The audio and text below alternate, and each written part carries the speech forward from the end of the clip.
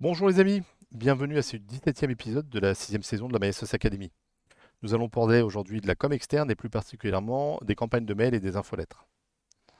Donc je suis connecté à mon club de démonstration qui n'existe qu'à des fins de formation et nous allons passer par le menu secrétaire campagne d'email. Si vous êtes membre d'une commission, vous verrez commission mailing ou aussi vous pouvez avoir la possibilité d'envoyer des campagnes dans d'autres menus. Je vais passer par secrétaire campagne d'email en l'occurrence et je peux créer une nouvelle campagne. Là je vais aller faire modifier pour voir la campagne. Alors, au début, j'ai l'état de la campagne, brouillon, créez-le, modifiez-le. J'ai ensuite la liste des destinataires et je vous renvoie vers un des tutoriels précédents sur la gestion des listes. En vert, ceux qui vont recevoir le mail, en tous les cas à qui on va l'envoyer. En rouge, ceux pour qui il ne sera pas envoyé. C'est lié au RGPD ou à l'absence de mail. RGPD, je vous rappelle que tous vos contacts externes, vos sympathisants, doivent autoriser l'envoi la réception de mail. Et pour cela, vous allez dans Club, modifier le club RGPD et vous faites un envoi de RGPD sympathisant.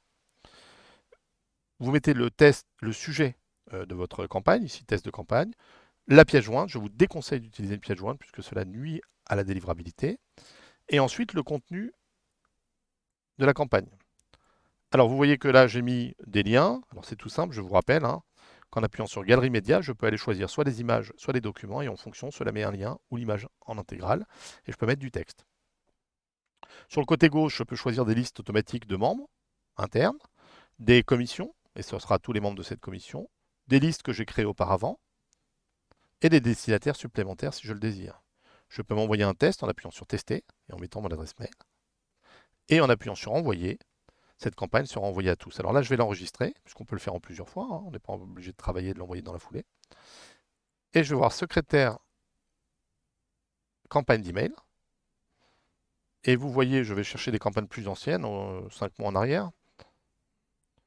Et vous voyez que lorsqu'une campagne est envoyée, on voit envoyer-le avec la date, et on a un bouton de stat ou un bouton pour la recréer, pour ne pas repartir de zéro, par exemple, si on veut dupliquer une campagne précédente.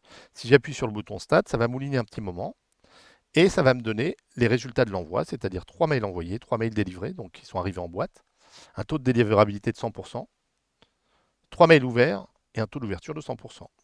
Donc, avec les campagnes, vous pouvez ainsi envoyer un mail à une grande quantité de contacts d'un coup pour annoncer vos activités, manifestations ou à envoyer, avoir comme ça d'un mail fréquent. Alors, nous allons voir maintenant les infolettres. Pour les infolettres, c'est particulier. C'est une sorte de campagne qui va s'auto-construire et nous allons voir ça ensemble. Alors, je passe par exemple par le menu Club, édito du président pour vous expliquer. L'édito du président est un type particulier d'actualité. Donc, j'ai un titre, j'ai un texte, comme l'éditeur habituel, et une image. Et je peux comme ça créer des éditos du président tous les mois, tous les 2 mois. Ensuite, je vais à Club Envoi du newsletter. Vous voyez que j'en ai créé une. Ici, je vais appuyer sur Modifier, je vais vous expliquer comment ça fonctionne. Alors, d'abord, le dernier onglet, c'est Configuration de la newsletter, où vous allez pouvoir définir une en-tête, des images, une image de pied de mail et un pied de page.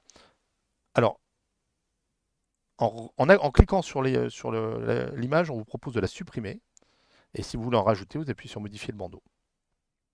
Une fois que cette configuration est faite, dans l'entête de la newsletter, je vais mettre le titre, un édito du président parmi ceux que j'ai créés auparavant, donc je vais choisir quelle belle présentation, et je clique sur les images pour dire que je veux cette en-tête et je veux une image de sous-en-tête.